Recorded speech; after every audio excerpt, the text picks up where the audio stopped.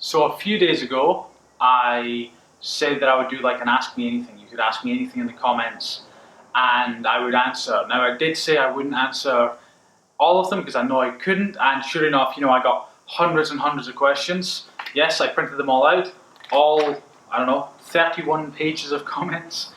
A lot of the comments were about spinners. What I've done is, YouTube orders them in terms of like the most popular, so they get like a like or a thumbs up, and the most popular ones go to the top. So I'm going to answer like 1, 2, 3, like maybe say 10 of roughly the most popular ones. There was a lot of repeats, so I'll just pick the most popular one, and I'll if it's repeated, I ignore those. I'll answer those, and then I went through the rest of the comments, and I just picked out a few, just a handful that like I think would let you know a bit more about me and who I am, because I don't give you too much of that in the videos. I kind of want to do a bit more. It's mostly about spinners, certainly right now while my channel is growing quite a lot. I appreciate every single question. I had no idea there was going to be so many. I knew there was going to be a lot, but I didn't think there would be that many. So I hope you don't mind me taking the liberty to answer the more personal questions rather than the, all the when's the spinner going to be released, how much is it? When's the spinner going to be released, how much is it? Ad nauseum. So, first question, I hope you don't mind, I'm going to refer to my notes because I'll never remember them. What is the price you're probably going to set for your spinner? Now, I've been asked this over and over, and I kept saying I don't know, and truthfully, I still don't know. So I will give you a price right now, but it's a ballpark figure, and it's a ballpark figure for any spinner I produce. I think it's going to be somewhere between 130 and 150 US dollars. That's just initially, like it could potentially be a bit more, I'm not sure, depending on the complexity of the spinner. It's not, I can't see it being less than $100. I mean, my spinner is going to be entirely titanium. It's fully CNC machined, all that sort of good stuff. And I do surface finishing and things like that. So, I know I'm probably going to annoy a few people because they're sort of holding out for a $20 spinner. This isn't the channel that does $20 spinners. I'm not the person that sells $20 spinners. I'm probably not even the person that sells $75 spinners. That's not me. That's not the type of product I do and the sort of standard I go to. So yeah, other people it might make you a bit happy because I know there's a lot of people that are expecting $200, and I think I can do it for way less than that. Now, next question. Would you consider doing a giveaway? This was pretty popular. That had like 38 thumbs up, people wanting to like know that. I don't have any intentions to. Like I thought about it, and here's the funny thing. What I give you on my channel, the types of video I give you, the types of stuff I do and things like that, I do that because that's the kind of stuff I like watching, and there isn't a lot of it out there. I never enter giveaways. I don't enjoy doing it. I don't want to spend my time for such a low probability thing, and so I naturally just don't offer them myself because it's not the kind of thing I want to do.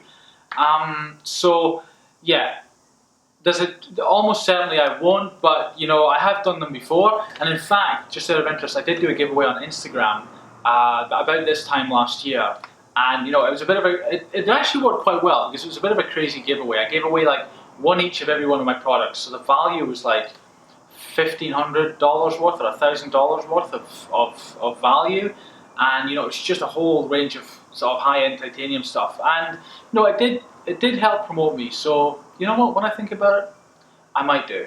But if I do one, it'll be like, it won't just be some little spinner or something like that. It'll be, like, I don't know, a bunch of them or a special limited edition one, something that like really kind of gets you going. So yeah, so with me, if you've not noticed, it's all or nothing. That's how I do things. That's how I do life. I'm either fully in or not at all. What's your favorite product / spinner that you've created? Here's the thing. When I'm creating something, and in creating I mean in designing, in the full sort of designing mode, usually all mostly done in my head before I go to a drawing or a 3D design or anything, or discuss it with my machinist.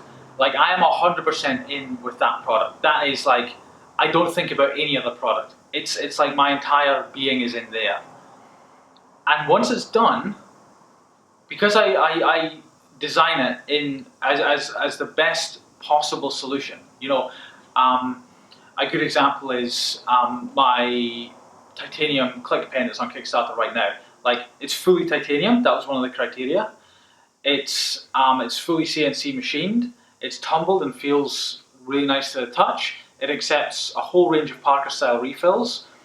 When you click it and the pocket clip, you push the pocket clip to make it go back up. Like, it took me a long time to sort of get it all together. You know, I had to base it on my old pen and things like that. And now that it's done, once it was done and produced and I had the final prototype, that's it. Like, I move on. Like I mentioned earlier, it's all or nothing. So I'm all in. I am making the world's best click pen, and that's all my focus, gets my entire focus. But once it's made and done, I'm off like a kid onto the next thing, the next sort of shiny thing, the next thing that appeals to my curiosity and you know, like the next problem that needs to be solved. So so the answer to that is every product is my favorite at the time, and also once it's passed, no product's my favorite. Do you have any other job? I make titanium stuff, that's it. My website, I always put it in the description of my YouTube videos, cogentindustries.com. Everything on there I have designed and made myself. I work with a CNC machinist.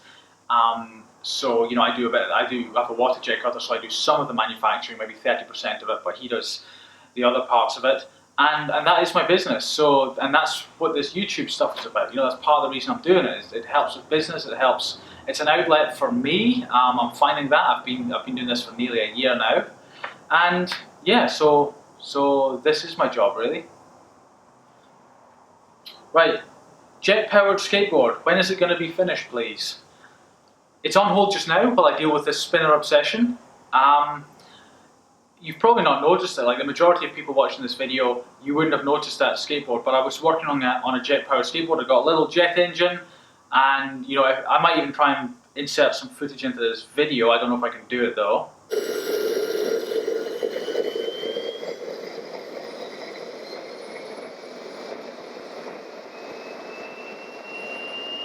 But that project is kind of on hold just now, like I said, while I do this spinner obsession. But the good thing is that, you know, I was struggling with making the mounts and things for getting the jet engine onto the skateboard. Like, I have all the stuff ready to go, I just need to make a few more parts. But now that I'm getting this milling machine for making like spinners and prototypes, I can now continue where I left off with that. So I will be going back to that, you know, in the next month or two, something like that. So not immediately, but soon. When is your ultimate spinner going to be on sale?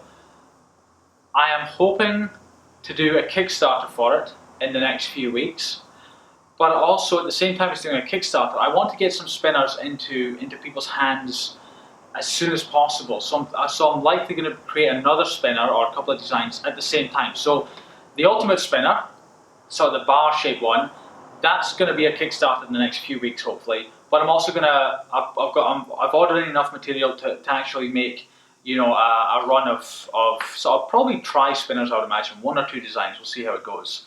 So either way, at least a few weeks anyway. Why do you use titanium? Here's the funny thing. I got into this sort of making titanium stuff like 3 years ago, 4 years ago, 3 years ago, and the way I got into it was I was working a job at the time, and you know, I wanted to get out of the job and start a business. And big at the time was 3D printing, and there was loads of 3D printers being funded on Kickstarter, and that's where I discovered Kickstarter. And I saw these other projects, and I was just like, wait a minute, people will give you money for something that you say you're going to make. You'll get the money, you then make it. I'm like, that's great, because I don't have any money. You know, like, I'm not very good at budgeting and things like that, so that's why I'm not good at doing the job thing, you know, and I just don't like working for people. It's just not, it's not me. It's for some people, not for me.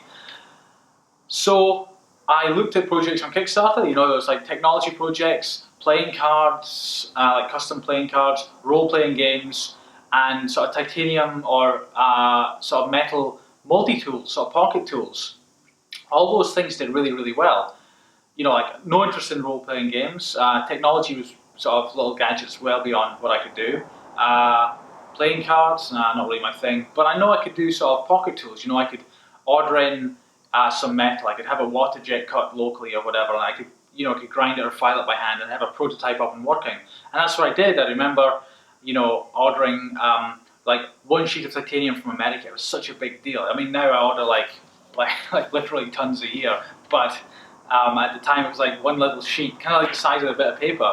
And it was such a big deal. And I took it to the local water jet cutters, and I bought like a little grinder thing. And in fact, my first tumbler, if you've been watching my videos on how I sort of show you tumblers, my first tumbler was a plastic tub, and I put a bunch of pebbles or rocks from the garden. I put it into the tub with a bit of titanium, and put the lid on, taped it up, wrapped it in a towel, tied it up with string, and put it in my washing machine. And you know, it started thumping around, and it actually kind of was working okay. And so I just left it, and then I heard a sort of clattering and smashing, and you know, and then I had a sort of rattling, sort of shattering noise, and sort of dived through, and sure enough, it all sort of exploded out into the washing machine. The washing machine still worked. The 10-minute tumble, that's all it lasted. That worked. Like, I could see that the part was rounding. I thought, right, okay, there's something to this. And that's basically how I got into titanium. And the reason I used titanium, sorry, I forgot to mention, at the time, 3 years ago, when I was looking on Kickstarter, anything made from titanium never failed to get funded. Every time. Didn't matter what the product was or anything, it never failed to get funding. It's a little bit different now. It's a little bit more competitive, and you know, there's a lot more sort of poorer designs out now that fail to get funding, even if they are titanium. You know, people just not putting in the effort into designing and making and pitching their product on Kickstarter. Those are the 3 reasons, but that's another story. So that's how I got into titanium. I stayed with titanium because it is the best metal material for the job in almost everything I do. Yes, it rules out sort of the cheaper products, but I'm not about cheapness. I'm not about, you know, quantity. It's making the best thing for the job, for the purpose, out of the best material. It really is as simple as that. That's why I use titanium. Okay, so on which project are you proudest, and on which project did you enjoy working the most? That's a tough one. It's very similar to what I said earlier. Like, I most enjoy the project I'm currently working on, but once it's done, and I move on to the next thing. It's just kind of the way I work. On which you're proudest? You know what?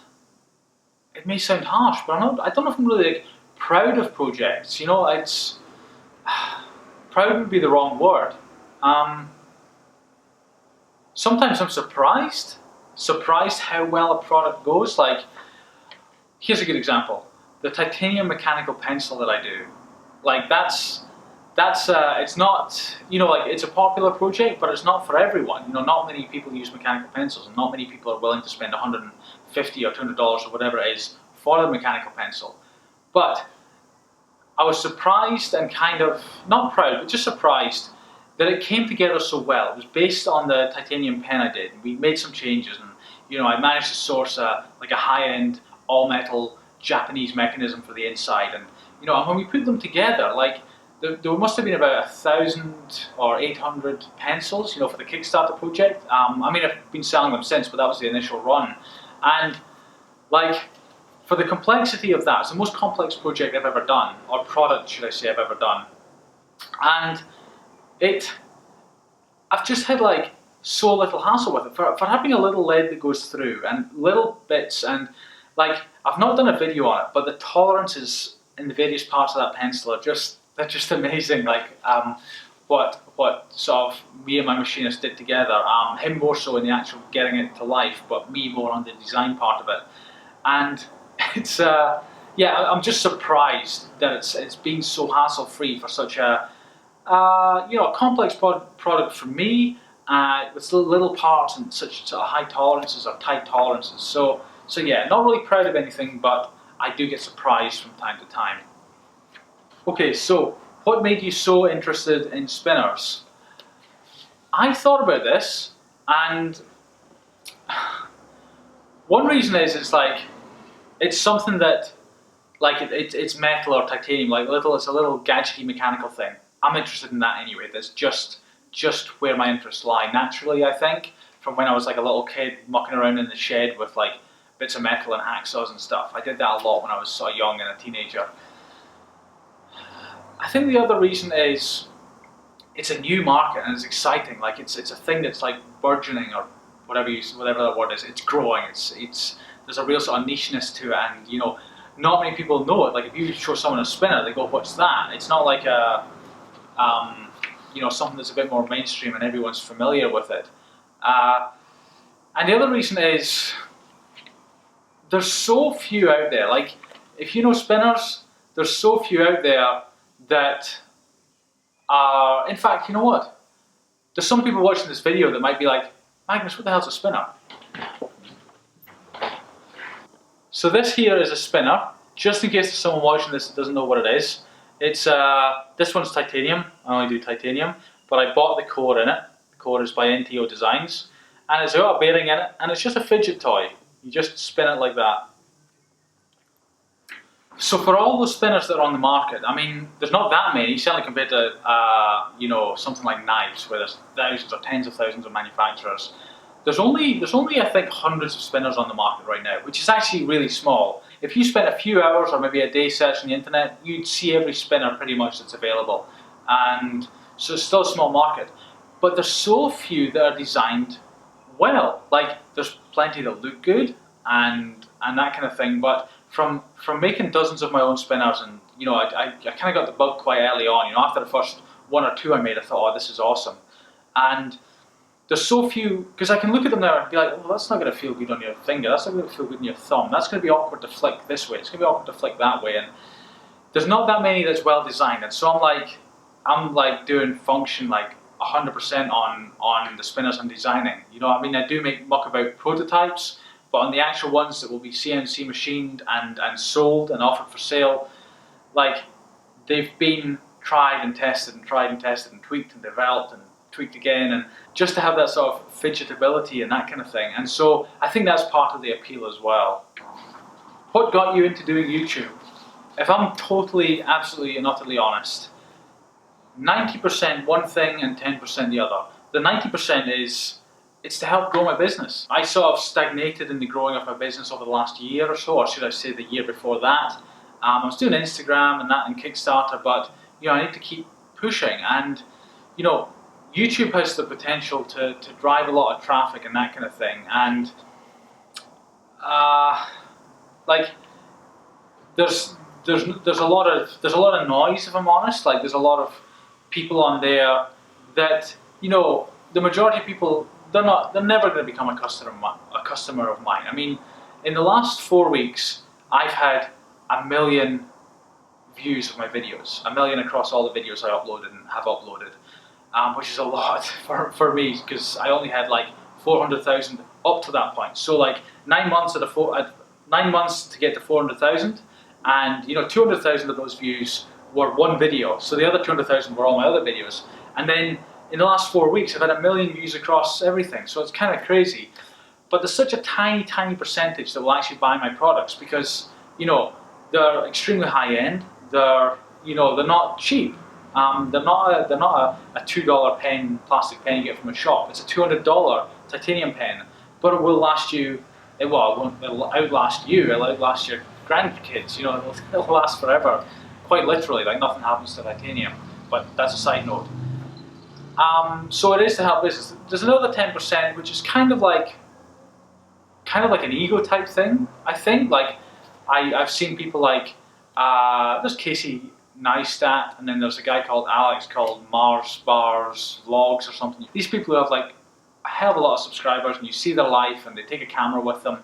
I'm like, I'd like that, you know? And I don't think there's anything else to that other than ego. Just having a big ego and showing yourself. It could be wrong, but that's the way I see it. Right, do you plan to start using the drone in more of your vlogs now?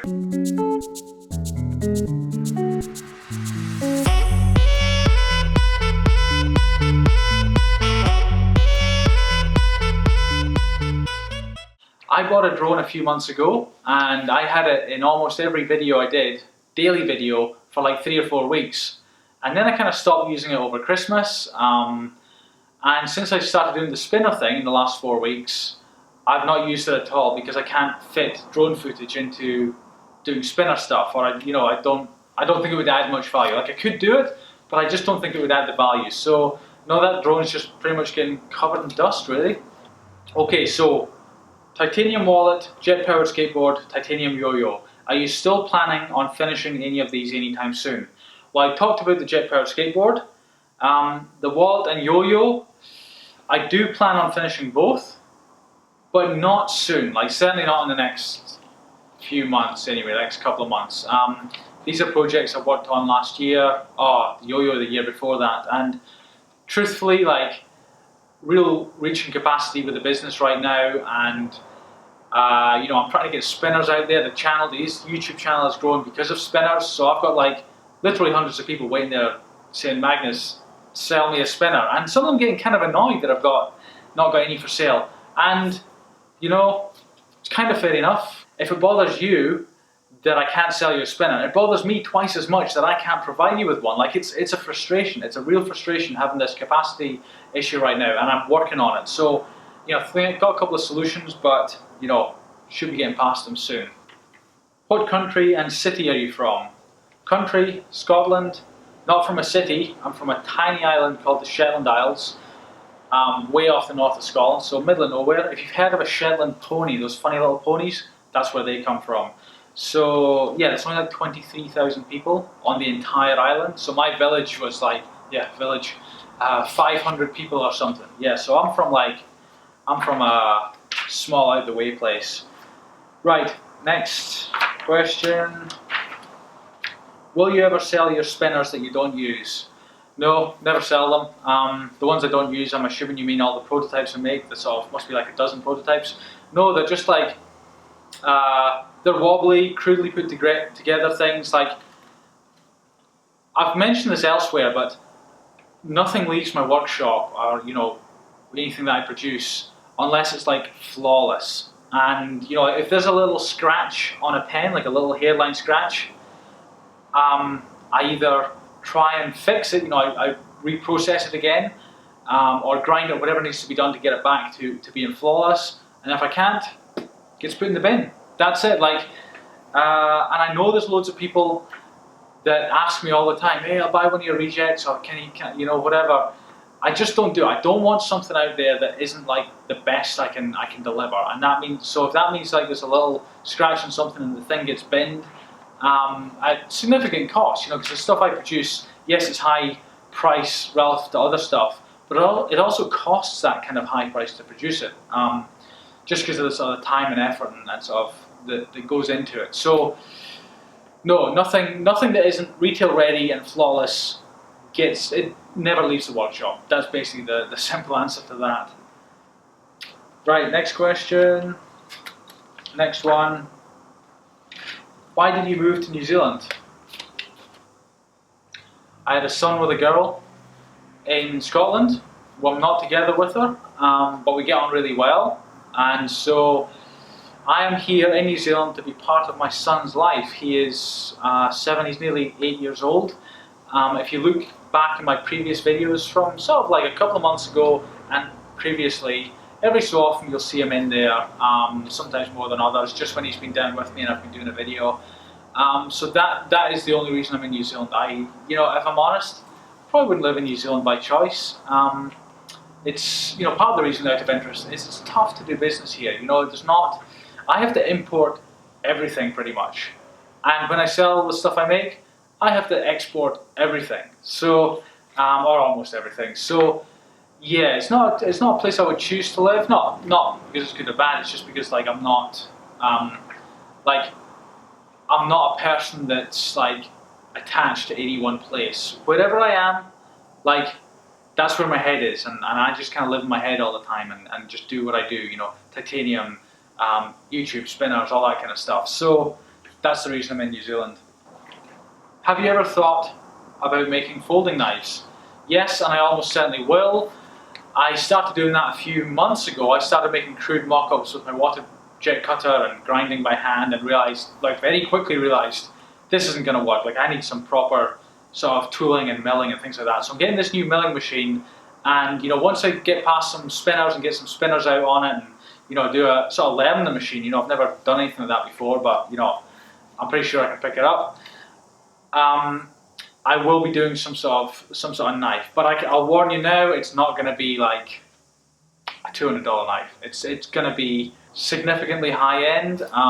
You know, I'm thinking sort of $1,000 range. Like, it's going to be, yeah, if I do a knife, I'm going to do a knife.